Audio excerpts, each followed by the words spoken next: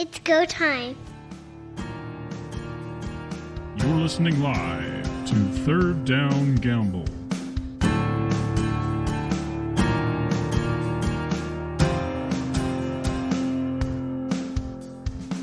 First down. Welcome everyone, Don Charbon along with Pat Mooney and Heath Graham, and we're glad to have you along for this ride as we go from a 3-game week to a regular 4-game week in the Canadian Football League. The 3-game week, of course, started Wednesday with Hamilton in Ottawa, and the Monsoons, they did come. Pretty much put that game down to a crawl because it was hard for anybody to, I think, accomplish much in the water, and Hamilton wins. David Watford is 2-0 as a substitute quarterback in Hamilton. Strangest thing that had happened in years for the CFL, we've gone to the 2-quarterback system, and suddenly we saw a receiver quarterbacking the final drive for the Red Blacks.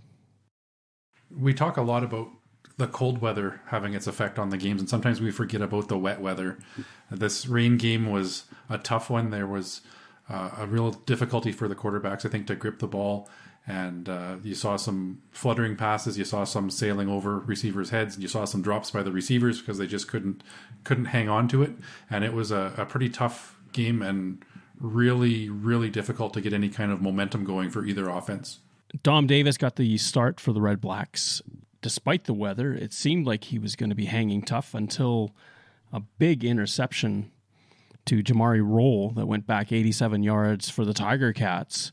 And in hot pursuit, as any good quarterback would do, unfortunately for Davis, he pulled a hamstring, and that ended his participation in the game. On comes Matt Nichols. He takes on a linebacker. He's finished for the night. Brings the Red Blacks down to a receiver to finish the game. Poor Nathan Bahar had a tough go to take a few snaps in that last drive.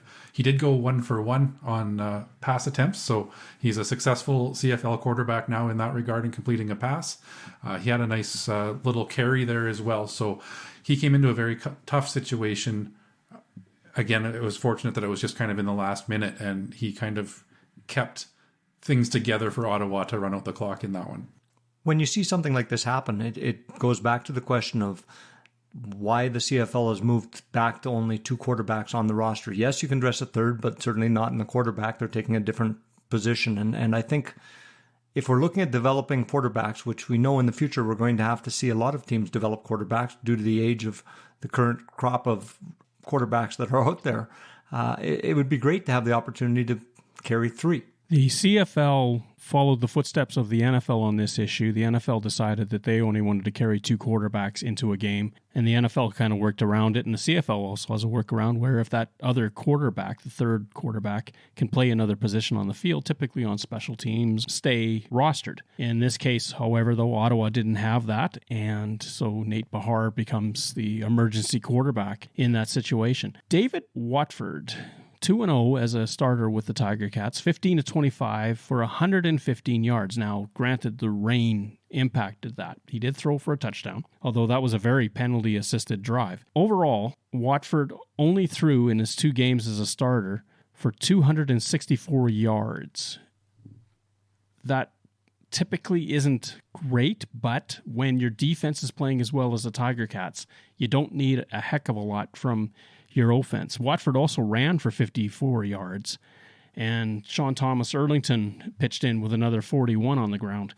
On the flip side, if we go through the quarterbacking situation in Ottawa, you had Dominic Davis starting the game, 6 of 14 for only 50 yards, and an interception that we mentioned Jamari Roll took back for a touchdown. Matt Nichols goes 7 of 10, 68 yards, and then Nate Bahar goes 1 of 1 for 3. Between the 3 quarterbacks in Ottawa, they threw for 121 yards. A lot of people were disappointed in the game. There was a lot of Twitter chatter about the fact that there was no third quarterback, that the game wasn't the greatest. However, given what was there in terms of how wet the field was, how much rain was pouring down, I don't know what else you could have expected from it. The game is certainly about elements, and in this case, I mean, when you're stuck in a downpour, it does impact the game, and we certainly saw that. It was not an offensive game, and this is where we saw Hamilton's defense step up once again. They're a great defense. They stepped up, and I think they really did a good job of shutting down the offense of Ottawa for most of the night.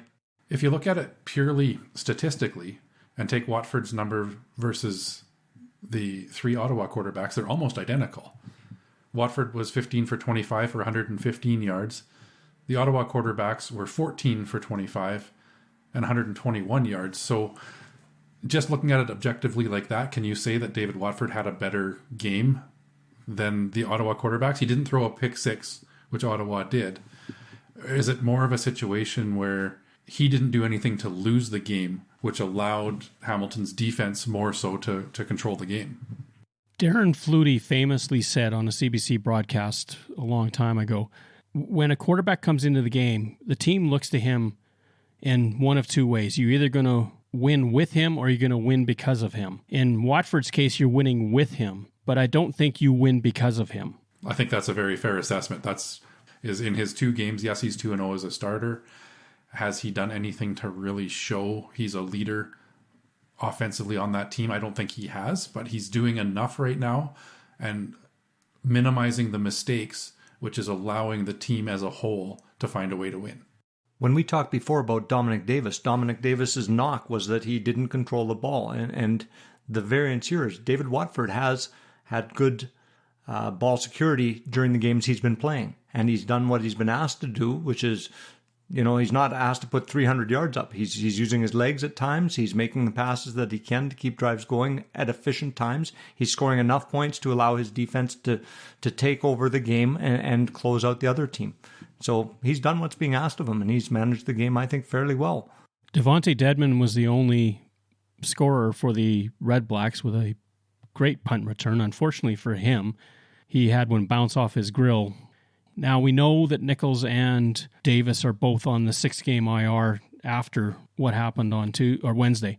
They have a new quarterback, Caleb Evans, that's going to start against the Elks. It's going to be very interesting to see how this all shakes out in Ottawa, but we'll get to that when we get to their next game. All right, we go to Friday night, and we have a doubleheader. 2 games that we thought would be good, they proved to be good.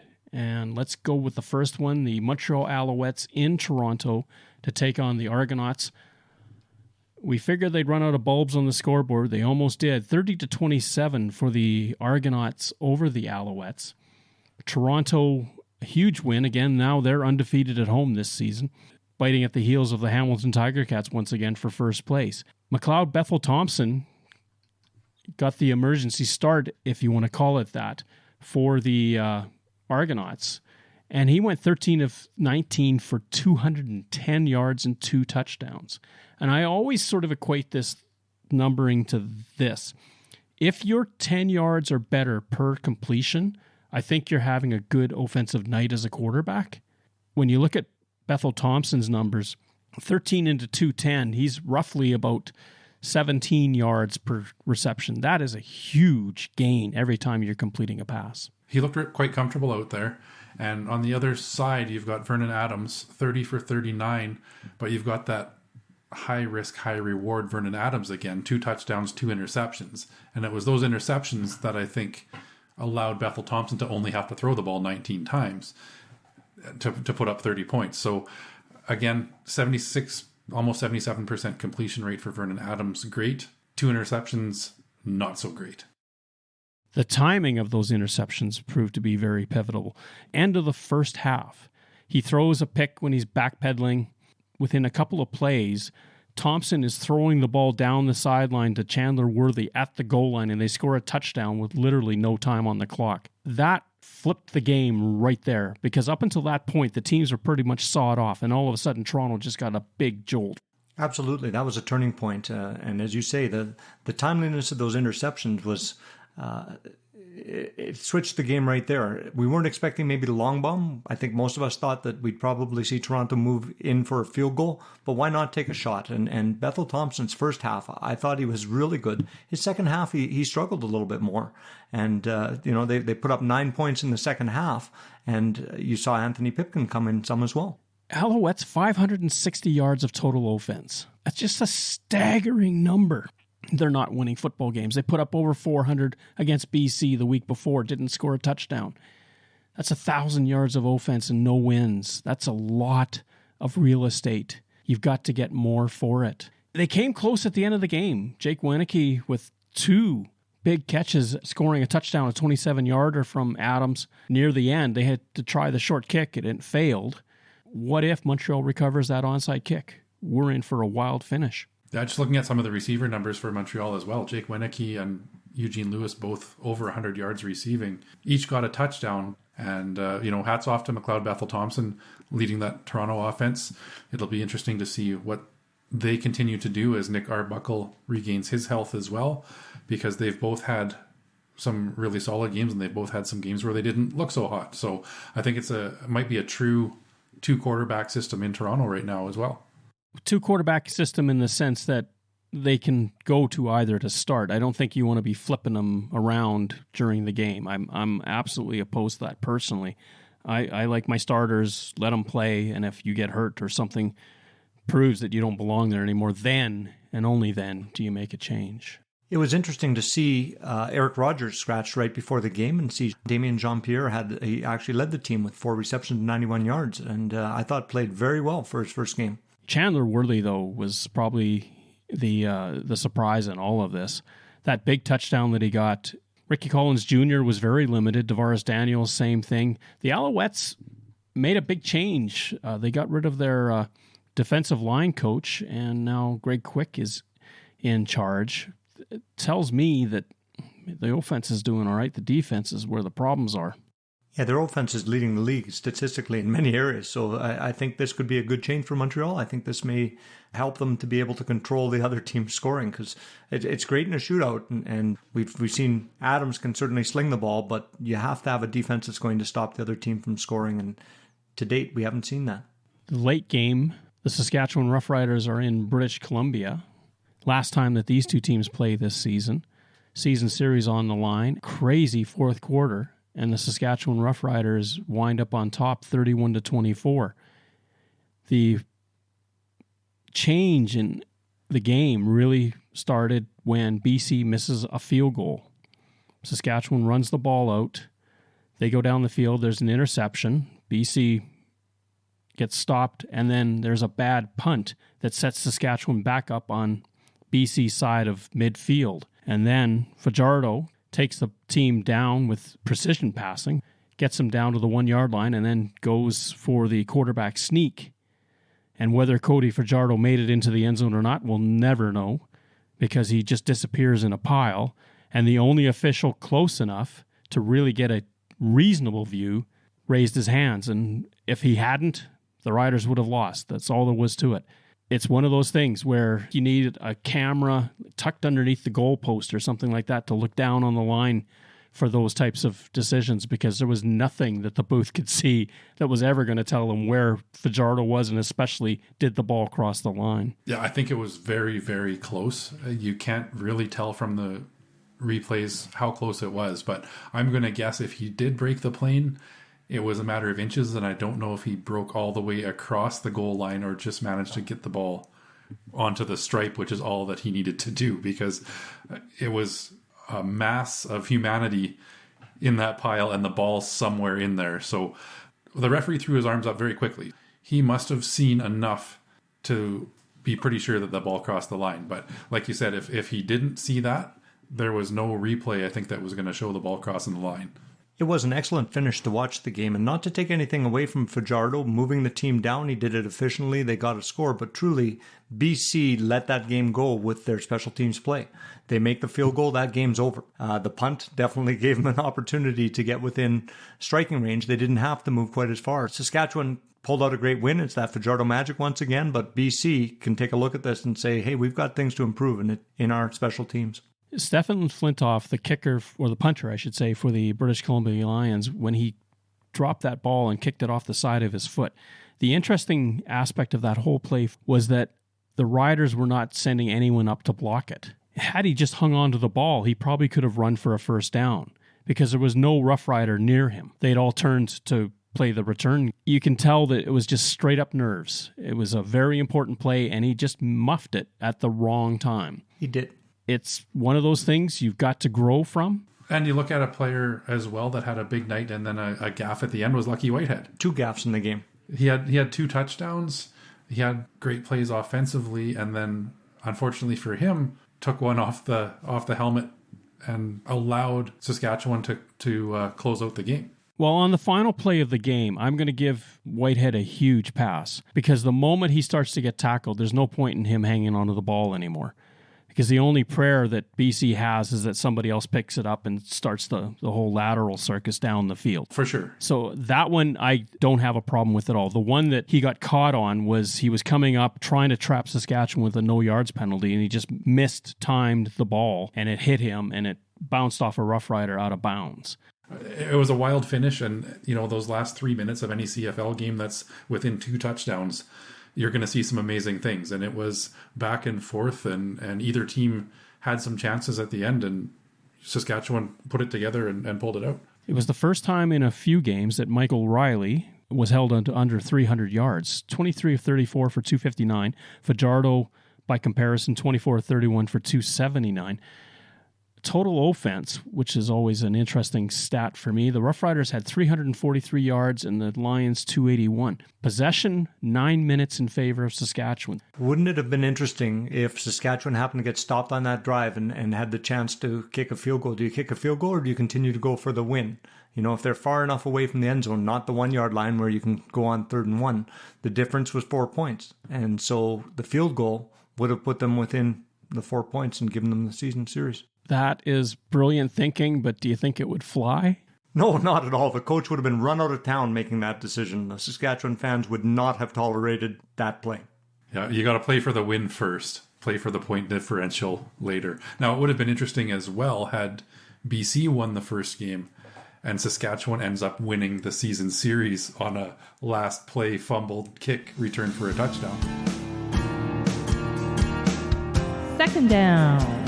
Back to a full slate of 4 games this week in the Canadian Football League. Trying to make heads or tails as to who's going to win. Good luck. My goodness, I have had a fit trying to figure this season out. You're not the only one when we take a look at all our standings. Heath will talk about that later. Okay. Like I said, I swung for the fences last week. I thought Ottawa was set up perfectly to score the upset against Hamilton. That did not work out well for me. They lost by more than 2 touchdowns. So it's hard to make heads or tails. It's absolutely, and that's one of the great things about the league, though, is really any given week anything can happen. We know it can happen. Home teams do have a way to have a little bit of an advantage, it seems, but really you never know one week to the next. First game this week is a Tuesday night. The Ottawa Redblacks host the Edmonton Elks. Edmonton is -7 going into this game, with a over-under of 44.5. Now, depending on the rain, that may be appropriate or not.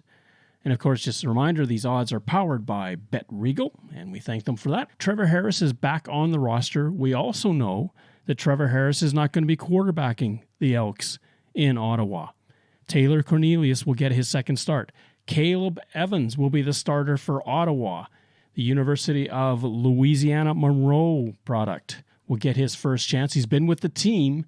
He should be ready. He should know the offense. This could be an interesting game from the standpoint of taking a look at potential future quarterbacks of the CFL and having an opportunity to see 2 fairly raw quarterbacks come into the league and play this game. I think it will be interesting to watch for that, and I'm hopeful that we'll see some good things from both sides. There isn't really a lot out there that's got me thinking to take an over at 44.5 with these 2 teams right now. I see them both struggling.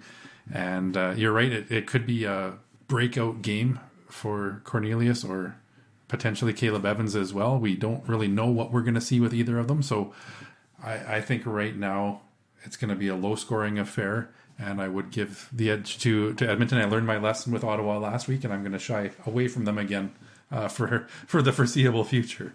Curious stats coming into this game. Redblacks still winless at home. In fact, the last time they won at home in Ottawa, granted we didn't have a 2020, was in June of 2019. That's a long time ago. So that would have been early in the season in 2019. Exactly. And the team they beat that night?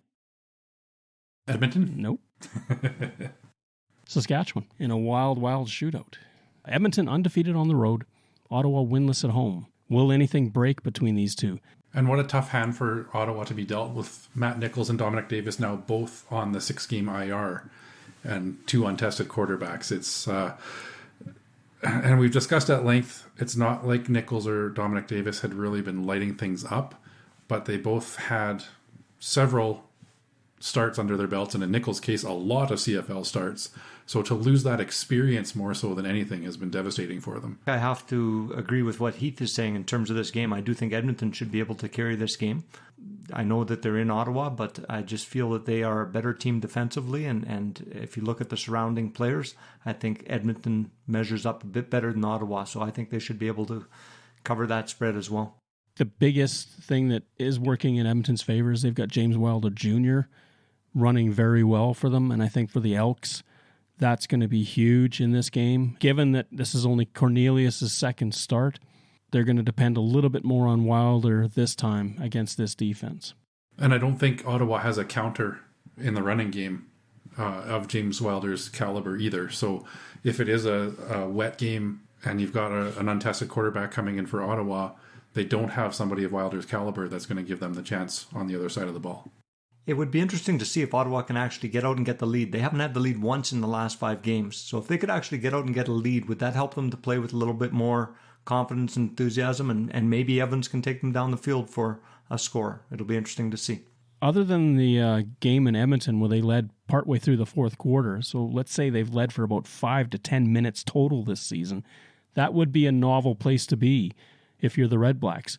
Not impossible, not incapable of doing so, but they've got to prove that they can go out and move the ball. And we seem to see a spark when Dominic Davis was able to get them into the end zone after a few weeks without doing that. So if Evans has that ability to get them in, I wonder if that can potentially light the spark. Let's hope it does. I'm hopeful this will be a great game. Friday, the Winnipeg Blue Bombers are in British Columbia. The Lions with a spate of home games now. The Blue Bombers are -5 heading into this football game with an over-under 42.5, and that is a nod to the defenses involved in this game. Winnipeg, of course, coming off the bye. Andrew Harris was not a participant at practice for the Blue Bombers. We're recording on Monday. The game is Friday, but what if? Then how does that change the attack for Winnipeg, and how does that change the line? It could change it for sure, but I think Winnipeg has done a really good job of managing practice expectations for some of their guys. We have seen Jackson Jeffcoat and Willie Jefferson listed as questionable throughout this season as well, nursing some injuries, and they always show up on game day. We know they really were cautious at the beginning of the season with getting Andrew Harris into the games, and my best guess is it's a maintenance issue right now and just kind of give him that extra rest. They're protecting these players as much as possible from contact during the week so that they've got some energy at the end of the week. Rasheed Bailey, the receiver for the Blue Bombers, also a non-participant. It was a real test for BC last weekend against Saskatchewan.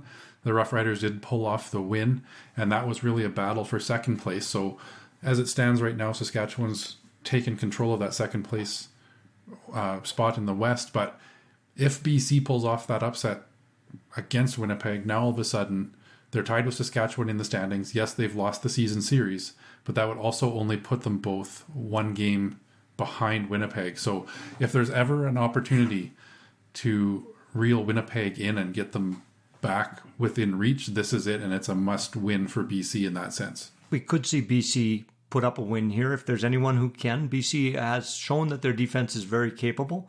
A few errors in the Saskatchewan game, and particularly on special teams as we spoke to. But I think BC actually has, on average, more sacks per game than Winnipeg, which you would not think with that defensive line. Where Winnipeg leads more is in the turnovers, and Winnipeg's been very successful. So if BC can control the ball and have ball security, it may give them an opportunity to be in this game. Gary Peters is not going to be available for this game, and it comes down to abuse of a drug official, if there's a better term for that. It's the second time now that we've had a player suspended for a game in the league. AC Leonard for the Rough Riders, after getting 2 games for refusing to take the test, then got an extra game for verbal abuse of the tester. It's something that's got to be wrapped around these players' heads. This is part of life now. Don't get so wired about it. It's the way it is everywhere in pro sport. I don't know if it was the year off that got everybody in a bad mood, but between abuse of these officials and unnecessary roughness, all these kinds of penalties seem to be really high this year as well. And everybody's out there, I think, to prove something. I know on-field versus off-field are completely different things. And I'm happy to see the league cracking down on this abuse of officials and suspending players for it, because it sends a message as well. If the league is serious about drug testing, the players need to buy in and treat these people with respect when they're out there just trying to do their job. I agree 100%. There's never a place for abusing officials, but I do think we have to take a look at the players and the COVID protocols that are putting in. This is a very different season than they've traditionally had.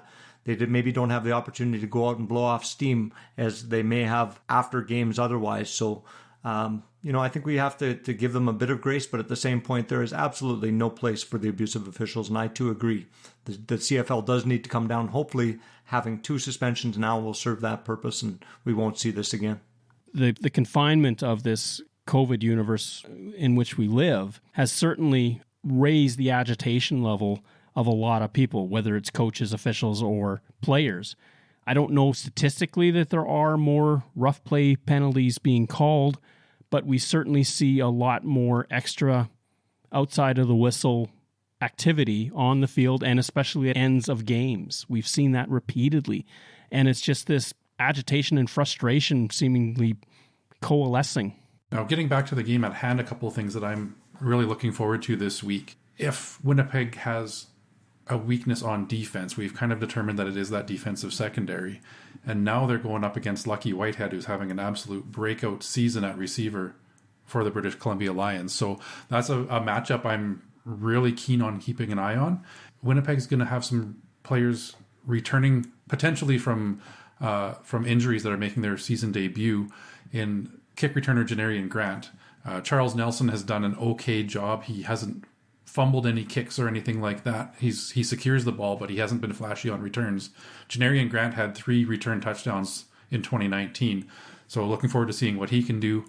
Linebacker Kyrie Wilson may make his season debut as well, which will only further solidify that linebacking core with Adam Bighill. And Stephen Richardson, defensive tackle, got hurt in their first game of the season and might be back as well. So it might be a matter of that Winnipeg defense only getting better. So given those returns to the lineup, Heath, I'm assuming you're going to be like me and picking Winnipeg to take this game? I am. I mean, if anybody's going to score the upset, it's Michael Riley and that BC Lions team. But I'm giving the edge to Winnipeg right now, and I think it's going to be a defensive battle more so than Riley or Collaros putting up a big string of points. So, Don, who do you see taking this game? If Mike Riley goes off the way he did against Montreal, the way he started to against Saskatchewan, and especially if Lucky Whitehead is very motivated against the Blue Bombers, because that is his former team, the combination may help the Lions win this game. The one player that I think has really got to get going is Brian Burnham. I haven't seen great numbers from him at all this year. He was very frustrated against the Rough Riders. And we saw it play out, actually, with Michael Riley throwing a ball to Burnham in the corner of the end zone, where he had an under route staring him in the face that would have got him 15 to 20 yards easily. You can tell that Brian Burnham is well respected. They want him to succeed. Right now, without him catching the ball, I think it's a bit of a distraction for the team. Saturday the 2nd, a double dip. First, we go out east. The Montreal Alouettes +5 in Hamilton take on the Tiger Cats. Tiger Cats undefeated with Orlando Steinhauer as coach at home. The Alouettes and the Ticats over-under is 47.5. Big things that we have to watch for. Who's going to start at quarterback for Hamilton? And what is the status of Vernon Adams Jr., and especially as it pertains to those injured ribs? Those are great questions, and I think it will definitely make a case of, here we have the strongest offense against one of the strongest defenses again. So this is a case of, if Adams cannot go, I think this game becomes much more interesting. We've also seen David Watford. We've talked before about his game management, and he's managed very well. This could be a different game as well. He's going to be asked to do, I think, a bit more to keep up with this offense. So it will be interesting to see how this one comes out. But at the end of the day, I do think that Montreal has a good opportunity to take and cover that 5.5. My best guess at a 5.5 point favorite for Hamilton is the odds makers are anticipating Jeremiah Masoli starting for Hamilton. I just can't understand how you would have Montreal as a 5.5-point dog to David Watford at this point, going head-to-head against Vernon Adams Jr. Couldn't agree more. Mazzoli has got to be starting for the Tiger Cats in this one. Now, remember, Montreal lost to Hamilton on the 27th of August, 27-10. Braylon Addison is going to be an ad for the Tiger Cats, which is huge because now finally they're starting to get some of those receivers that they've been waiting for showing back up on the roster. Addison's a special player, and he makes the offense much more explosive up to this point. The last few games, we've certainly seen them manage the game more than they have had that explosive element to their game. If Addison can get in and show us what he was capable of back in 2019, I think we could see this game open up a bit more than maybe we're anticipating. Getting those weapons back for Hamilton is key. Getting one of their two 1A and 1B quarterbacks back into the lineup is huge. Getting Braylon Addison in, if Brandon Banks gets back into the lineup soon as well and is healthy, this could be a real turning point for the Hamilton Tiger Cats. I don't think that they're quite there yet, so I am going with the Road Warriors and the Montreal Alouettes in this game still, but I think it's important to keep an eye on Hamilton because once they get some of those pieces back together, they're going to be dangerous again. Assuming Vernon Adams is playing, I certainly think that that's the safe bet, and I too would take Montreal in this It one. would be a far different offense if Matthew Schultz had to take over the reins. He's not the scrambler that Vernon Adams Jr. is. Given what Adams was going through in Toronto, and they had that compression shirt on him and trying to keep those ribs from expanding and contracting too much so the pain would be less. He suffered every time he threw a ball. And if it's bruised ribs, ouch. I've been through that. It's a case, though, of a matchup within the East Division that I think is an extremely important one to win. So if anything, I think it's much like a playoff game where Vernon Adams will need to suck it up, probably take a shot and make the field so that they have a good opportunity. But yes, that's going to be a hard one to come through. The Alouettes, if they lose this one, they'll be 3 games back of the Tiger Cats with the season series gone to Hamilton. Montreal will then have to lose all designs on finishing first this year, and they'd have to be starting to chase Toronto in the hopes of getting second. It changes your mindset if you don't win in Hamilton this weekend. It's big game for both teams. Hamilton, if they win, they break the logjam with their tie with Toronto at this point, and they can get some separation, and that's what they want to have because they still have the Argos coming to play them again. Yeah, things remain tight in both divisions. Like we said, if the Tiger Cats can win and pull away a little bit, they're well on their way. But if Montreal wins, they're right back into this race, and it's a 3-way race at this point. And again, with the Winnipeg BC game, BC wins that one, and it has tightened right back up in the West. Late afternoon game is the Saskatchewan Roughriders in Calgary to take on the Stampeders. The Roughriders are minus 2.5 heading into this one, and the over-under on this game is 43.5. Big question mark, who's going to be the starting quarterback for the Calgary Stampeders? I imagine in Calgary that has already been decided, but just for us, do you ever think of going with Jake Maier? 3 games started, 300 yards every time out. Bo Levi Mitchell has not thrown for 300 in a game yet. Calgary is averaging 280, almost 288 yards a game offensively, and that is strongly on the back of Maier.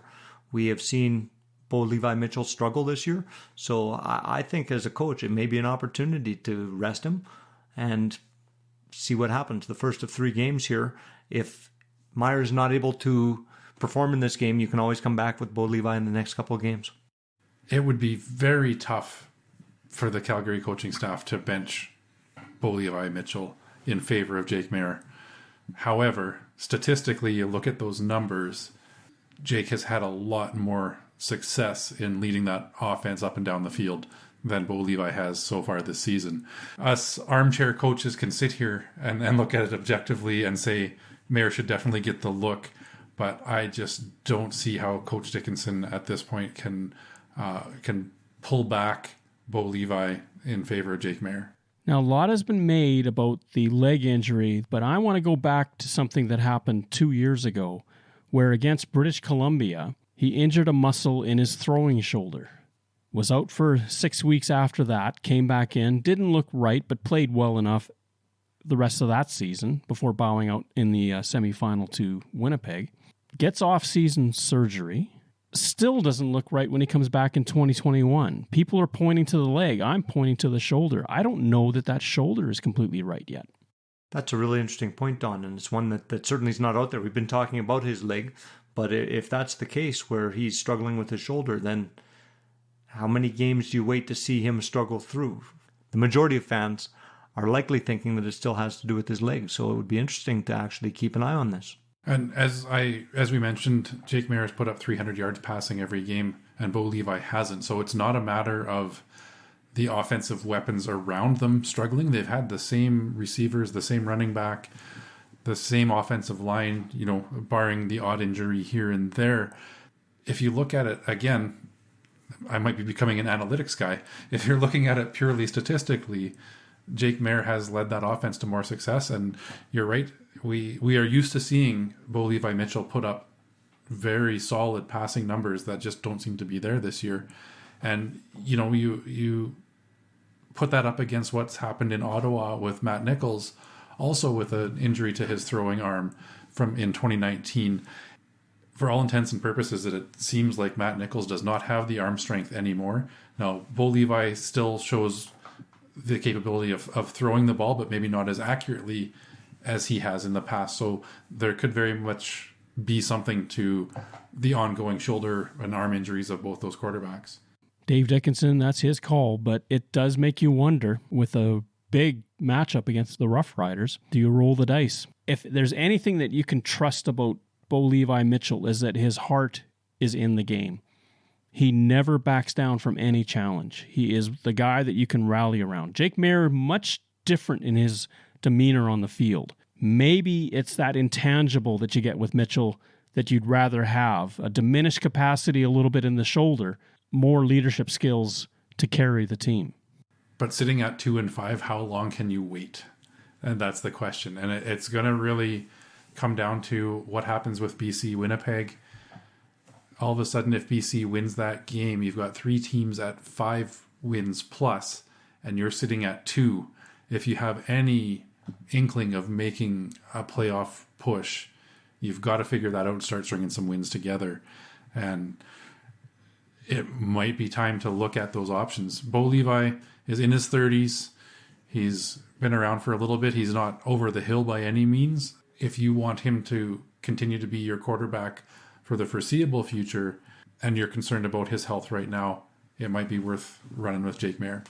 Is this a case where we'll see Hufnagel start Bo Levi Mitchell based on his past body of work, but maybe be a little quicker to put in Maier as the backup if things aren't progressing the way that they want to see with Levi Mitchell in there? 83 completions so far this year for Mitchell, 988 yards passing. 84 completions this year for Jake Maier, 1,019 yards passing. Both have won once and both have lost. This is a huge game against the Rough Riders. The Rough Riders proved now that they can win on the road. But Calgary, as a stadium, has proved to be Death Valley more times than not for the Rough Riders going into this. If Saskatchewan does go in and pull off the upset, and I would deem it an upset, even though the records would indicate otherwise. Calgary's been Death Valley for a lot of teams. I think before Winnipeg pulled off the win at the end of last season, I don't know if they'd won since Bud Grant was the coach in Calgary. It seems to be a different Calgary Stampeders team, and they have shown some vulnerability and are not that force to be reckoned with at home that they used to be. If there's a chance for Saskatchewan to kind of break that curse as well, this is the opportunity, and they need to take advantage of it. And I'm going with the Rough Riders in this one. I think Fajardo leads them in and comes out with the win. If Saskatchewan is to have any chance at moving towards first place, they've got to overtake the Bombers and hope somebody takes them out. Saskatchewan's schedule, when you look at it from now to the end, they're playing teams with losing records more than many of the other teams are. So it gives them an opportunity here to take the games. And I think Saskatchewan will come very motivated for this game. I do think they'll be able to win and cover their spread quite easily. And I think we'll actually see us go higher than 43.5 in the course of this game. Stampeders coming off the bye. Rough Riders coming off an emotional win in British Columbia. risk of being flat the following week. At minus 2.5, odds makers are giving the Riders the nod. Sorry, Calgary at home. I cannot walk away from that. And Heath, let's hear about that pull tracker. A little bit of a shuffling of the deck at the top of the standings this week, and CFL America is back out in first place. Dini 13, 2 points behind in second, and Grommet 1996 has leapt back into the top three at 46 points. Really tight race here, and it's showing the importance of picking those 4-point games to get those correct. And anything can happen, but we're in a tight spot here. The top five are separated by 8 points, and picking a 4-for-4 week can go a long way in closing that gap. Third down.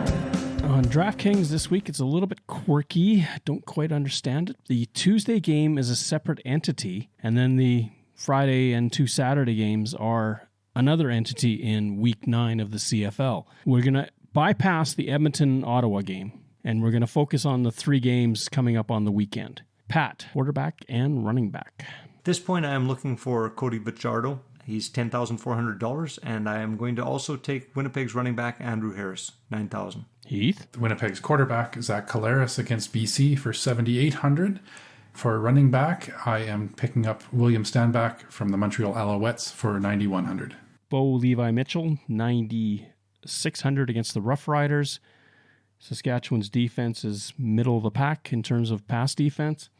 Agreeing with you, $9,100 for William Stanback. That's my running back. Let's move along to receiver, Pat. For receiver this week, I'm going with Kamar Jordan, $7,000. And I'm also taking, it's hard to move away from him, I'm going back to Lucky Whitehead, $8,200. Heath. I have a hard time believing that Lucky Whitehead is only $8,200. He seems to be undervalued again week after week. He had 100 and some yards and 2 touchdowns last week, and still no respect. And I think going against his old team, he's got something to prove. So I'm going Lucky Whitehead. And I have also taken Kyron Moore from the Saskatchewan Roughriders for $8,300. I'm going with Lucky Whitehead at $8,200, jumped $2,100 from last week. And I'm also picking Ricardo Lewis from the Saskatchewan Roughriders. Looked like he had a breakthrough game against the British Columbia Lions. $3,000 is his price tag. Pretty cheap against the Stampeders defense. Let's go to flex, Pat. I'm going back to Winnipeg and picking up Nick Dembski for $5,600. It's my first flex. And then I needed to take someone with not as high money, so I'm back to Kean Schaefer-Baker, and I'm taking him at $3,400. Heath. I have a Winnipeg duo on my flex of Nick Dembski, $5,600, and Drew Wolodarski for $4,900. Well, I'm leaning towards Nick Dembski as well, $5,600. And I'm also looking at Jake Weineke, $6,100 for the Alouettes. I know they're playing the top-ranked defense in the league, but Weineke seems to always score touchdowns. Defense, Pat. Going back with the Winnipeg Blue Bombers in the BC game. They are expensive, $5,300, but I think it's a good return. Heath? $5,300, Winnipeg Blue Bombers. Hard to move away from the Blue Bombers. I'm going to take the Stampeders at home. $4,400 against the Saskatchewan Roughriders. Final thoughts on Week 8 or looking forward to Week 9? Edmonton Elks, Ottawa Red Blacks game, I just don't know what to expect. Both teams have struggled mightily. I have a hunch that this one might end up being more entertaining than we're expecting.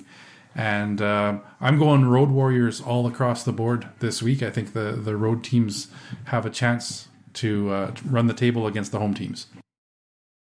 Like Heath, I'm thinking the road teams are going to be the ones that could run the table. That's certainly who I picked in our picks this week. I am really looking forward to seeing, outside of the Edmonton-Ottawa game, which I, like you, Heath, I'm not sure what to expect, but the next 3 are all divisional games. I think they're crucial games, and it's going to be really fun to watch. It's going to be fun.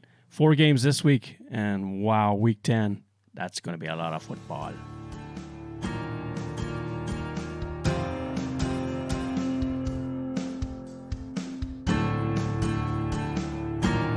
Thank you for listening to our show. Third Down Gamble is hosted on Podbean.